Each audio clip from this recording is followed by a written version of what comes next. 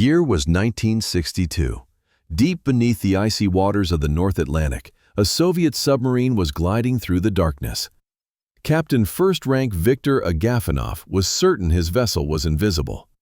The sonar was silent. There was no radar threat. Not a single surface ship appeared to be tracking them.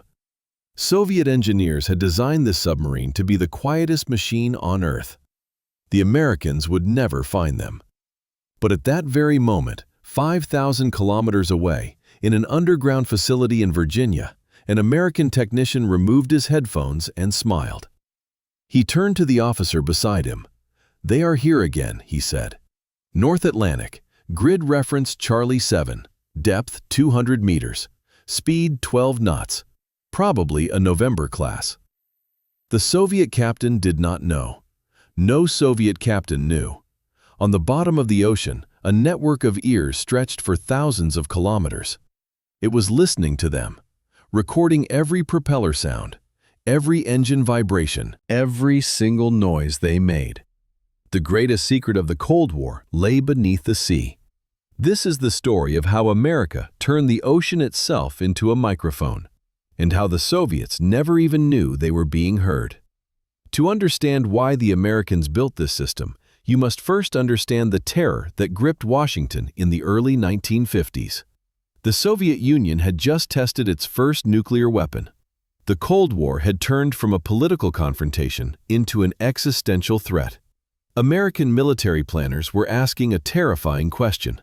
How would the Soviets deliver a nuclear strike against the United States? Bombers were one answer. But bombers could be detected by radar. They could be intercepted by fighters. They were slow and vulnerable. Submarines were a different matter entirely. A submarine could cross the Atlantic undetected. It could surface just off the American coast. It could launch nuclear missiles at New York, Washington, Boston. By the time anyone knew it was there, millions would already be dead. The mathematics of this threat kept admirals awake at night. The Atlantic Ocean covers 41 million square kilometers. Finding a submarine in that vastness was like finding a needle in a haystack the size of a continent. Traditional sonar required a ship to be within a few kilometers of the target. You could search for years and never find a single submarine. The Soviets understood this advantage perfectly. They poured billions of rubles into their submarine fleet. By 1960, they had over 300 submarines, the largest underwater fleet in history. And they were building more every month. Soviet admirals called the ocean their great equalizer. On land, America had more tanks. In the air, America had more planes. But beneath the waves, the Soviet Union could hide and strike without warning. This strategic reality created panic in the Pentagon. The American surface fleet was obsolete against this threat. Aircraft carriers, battleships, destroyers, billions of dollars of steel that could be sunk by a single torpedo from a submarine they would never see. America needed a way to find submarines, not one submarine, all submarines, everywhere, all the time.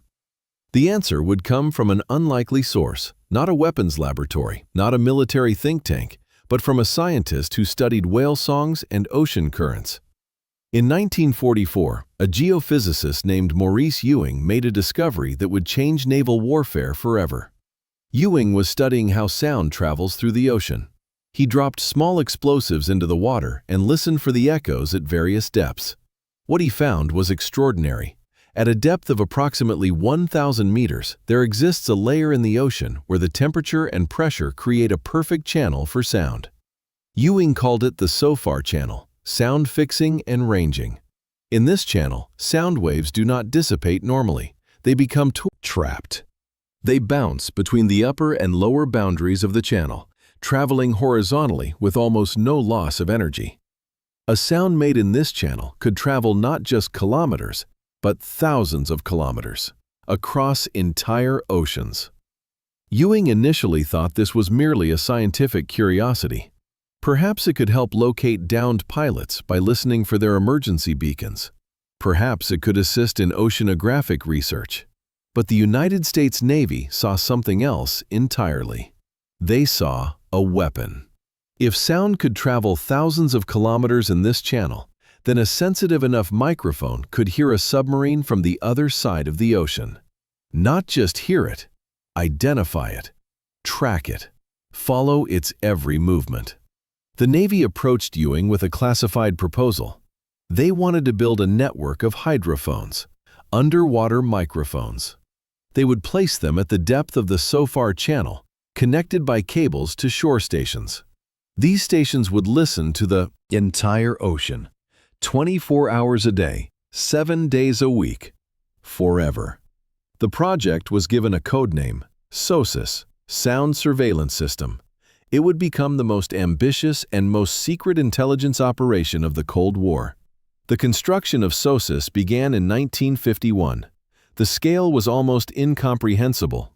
Engineers had to design hydrophones sensitive enough to detect a submarine propeller from hundreds of kilometers away. They had to be built to survive at crushing depths, in freezing temperatures, for years without maintenance. They had to be connected by underwater cables stretching across the ocean floor. The first arrays were installed in the Atlantic. Cable-laying ships, disguised as commercial vessels, deployed thousands of kilometers of specialized cable. The hydrophones were lowered to the precise depth of the SOFAR channel and anchored to the seabed. The shore stations were equally impressive. Massive facilities were built in classified locations along the American coast. Each station contained rooms filled with electronic equipment, spectrum analyzers, recording devices, and, most importantly, teams of highly trained operators. These operators were the human element of SOSUS. Computers in the 1950s were primitive. They could assist in filtering the noise, but they could not identify a submarine. That required human ears and human expertise. The operators listened to the ocean. Day after day, year after year. They learned to recognize the acoustic signatures of different submarine classes. Every submarine sounded slightly different. The Soviets built their vessels with particular types of engines, particular propeller designs, particular hull configurations. Each created a unique sound. A November-class submarine sounded different from a Hotel class. An Echo class sounded different from a Foxtrot class. With enough training, an operator could identify not just the class, but sometimes the individual submarine. They could recognize the slight asymmetry in a propeller, the particular whine of a specific generator, the acoustic fingerprint of a single vessel. By 1961, the SOSUS network spanned the entire North Atlantic. It covered the gaps between Greenland, Iceland, and the United Kingdom. The so-called GIUK gap, where Soviet submarines would have to pass to reach the open Atlantic. Every submarine that crossed this invisible line was detected, tracked, and cataloged. If you want to discover the hidden technologies and secret operations of the Cold War, subscribe to our channel. We bring you new stories every week. The Soviets had no idea this system existed. They sailed their submarines with complete confidence. They believed the ocean was too vast to be monitored. They were wrong. The SOSUS operators developed an intimate knowledge of their Soviet adversaries. They gave nicknames to submarines they tracked repeatedly. They recognized when a particular vessel left port. They knew when it returned. They could tell when a submarine had a mechanical problem by the change in its acoustic signature. One famous incident occurred in 1962 during the Cuban Missile Crisis. Soviet submarines were deployed to protect the cargo ships carrying missiles to Cuba. The submarines believed they were invisible. They followed their operational orders with confidence. But in the SOSUS stations along the American coast, operators were tracking every single one. They watched as 4 Foxtrot-class submarines approached the Caribbean. They plotted their courses hour by hour. They predicted where they would surface. They knew more about the position of these Soviet submarines than the Soviet Navy itself knew. When President Kennedy ordered the naval blockade of Cuba, American destroyers went directly to the Soviet submarines. Not searching, not hunting, going directly to them as if following a map. Because they were following a A map drawn by SOSUS, the Soviet submarine. Commanders were shocked.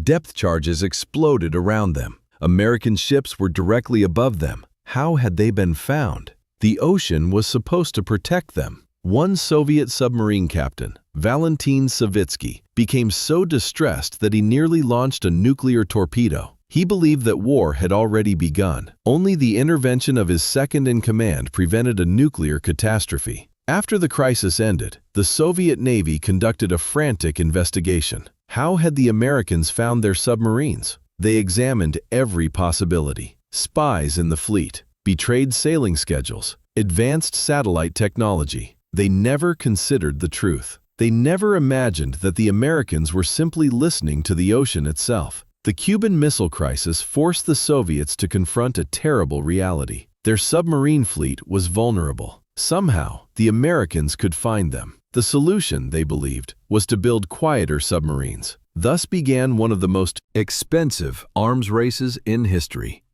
The race to silence. Soviet engineers attacked every source of noise. They redesigned propellers to reduce cavitation, the formation of tiny bubbles that create noise. They mounted engines on rubber cushions to absorb vibrations. They covered holes with anechoic tiles, rubber coatings designed to absorb sonar pulses. Each new Soviet submarine class was quieter than the last. The Victor class was quieter than the November class. The Alpha class was quieter than the Victor class. The Akula class was quieter than all of them. Billions of rubles were spent. The best Soviet engineers dedicated their careers to the problem, and with each new class, they tested their submarines against their own sonar systems. The results were encouraging. The new submarines were nearly undetectable. But there was a fundamental flaw in their testing methodology. They were testing against Soviet sonar. They did not know that American hydrophones were far more sensitive. They did not know about the SOFAR channel. They did not know that SOSUS operators had years of experience identifying the smallest acoustic anomalies. Every time the Soviets launched a new submarine class, they believed they had achieved invisibility. And every time, within months, SOSUS operators had identified the new acoustic signature and added it to their catalog. The Americans never told them. They never revealed their capability. They simply kept listening. The asymmetry of knowledge created by SOSUS had profound strategic consequences. American submarine commanders operated with confidence. They knew where the Soviet submarines were. They could avoid them. They could shadow them. They could position themselves for a perfect attack if war ever came. Soviet submarine commanders operated in fear. They knew something was wrong. They were being found too often. Exercises that should have been undetected were interrupted by American aircraft. Patrol routes that should have been secret were shadowed by American destroyers. The paranoia was corrosive. Soviet commanders began to suspect traitors in their own ranks. Surely, someone must be selling their sailing schedules to the CIA. Political officers interrogated crew members. Careers were destroyed on suspicion alone. The truth was both simpler and more devastating. There were no traitors. There was only sound. The unavoidable noise of a submarine moving through water. Some Soviet commanders tried radical tactics to escape detection. They would shut down all non-essential machinery. They would drift silently with the currents. They would hide beneath thermal layers that could bend sound waves. None of it worked consistently. SOSUS was too sensitive. The operators were too skilled. A submarine might go quiet for a few hours, but eventually, someone would cough. Someone would drop a wrench. A pump would cycle on. And thousands of kilometers away, an American operator would note the contact on his chart. By the 1970s, Soviet naval intelligence had developed a terrifying suspicion. The Americans had some method of tracking submarines that the Soviet Union did not understand. Some technology that made the ocean transparent. They were right. But they could not prove it, and they could not defeat it. The true capability of SOSUS was revealed in the most dramatic way possible, through tragedy. In March 1968, the Soviet submarine K-129 was on routine patrol in the Pacific Ocean. It was a Gulf-class submarine armed with 3 nuclear ballistic missiles. 100 men were aboard. On March 11, something went catastrophically wrong. The submarine sank. All hands were lost. The Soviet Navy did not know exactly what had happened. More importantly, they did not know where. The Pacific Ocean is vast, 64 million square kilometers. Finding a sunken submarine without knowing its last position was essentially impossible. The Soviets launched a massive search operation. Dozens of ships, hundreds of aircraft, weeks of searching. They found nothing. But the Americans knew exactly where K-129 lay. SOSUS had recorded its final moments. The system had detected the sound of the hull imploding. It had triangulated the position. The Americans knew the location within a few kilometers. They did not tell the Soviets. Instead, the CIA launched one of the most audacious operations in intelligence history, Project Azorian. They would raise the submarine from the ocean floor, not to return the bodies of the Soviet sailors, to steal the submarine's nuclear missiles and codebooks. The operation required building a special ship, the Glomar Explorer, disguised as a deep-sea mining vessel. It cost over $800 million in 1970s money. It took 6 years to plan and execute, and they knew where to go because SOSUS had told them. The Soviets eventually learned about Project Azorian. They protested. They accused the Americans of grave robbery, but they never publicly acknowledged the deeper truth. The Americans had known where their submarine was all along. They had known, and they had not said a word. The Soviets finally began to understand the truth in 1985.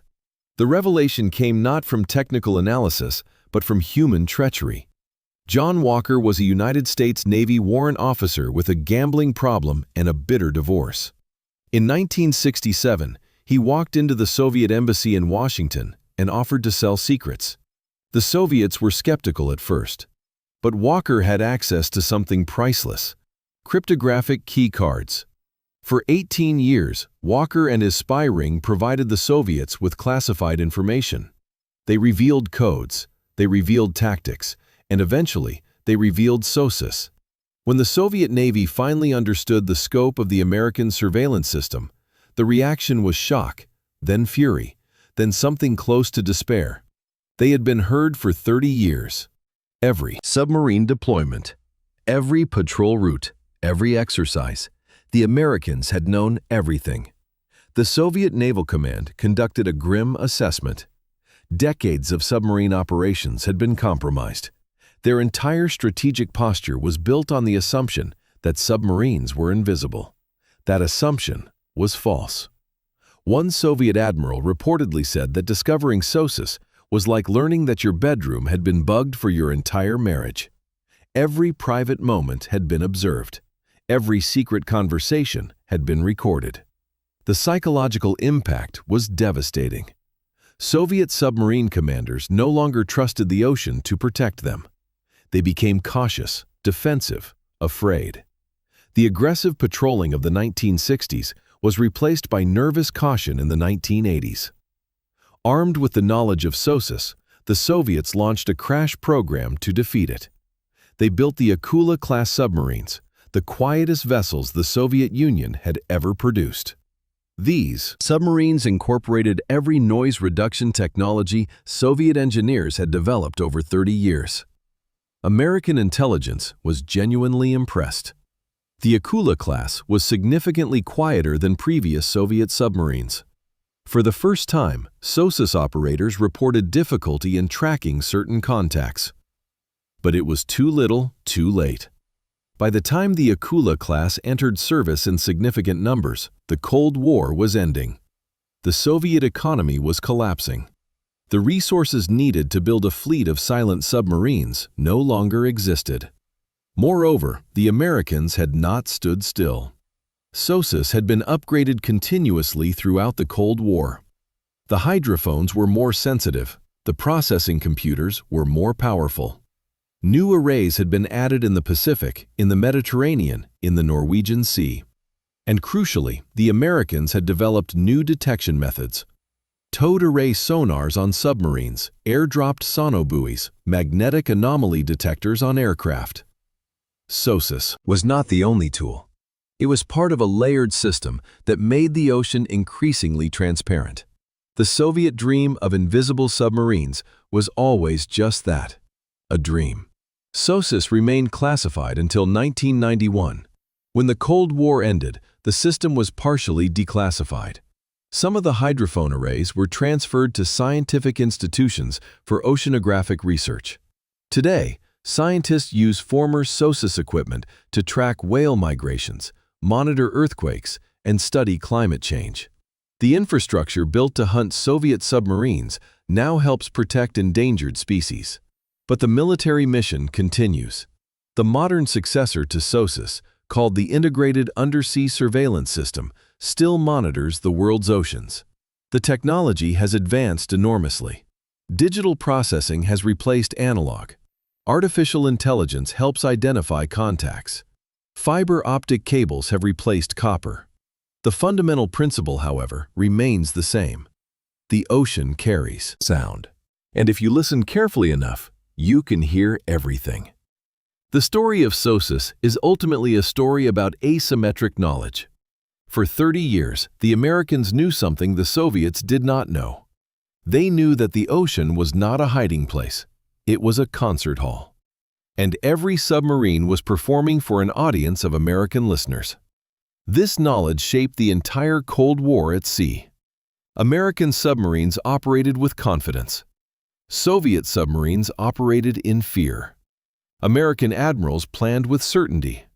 Soviet admirals planned with doubt. The Soviets spent billions trying to build silent submarines. The Americans spent far less and simply listened. In this invisible war beneath the waves, sound was the ultimate weapon, and the Soviets never heard it coming.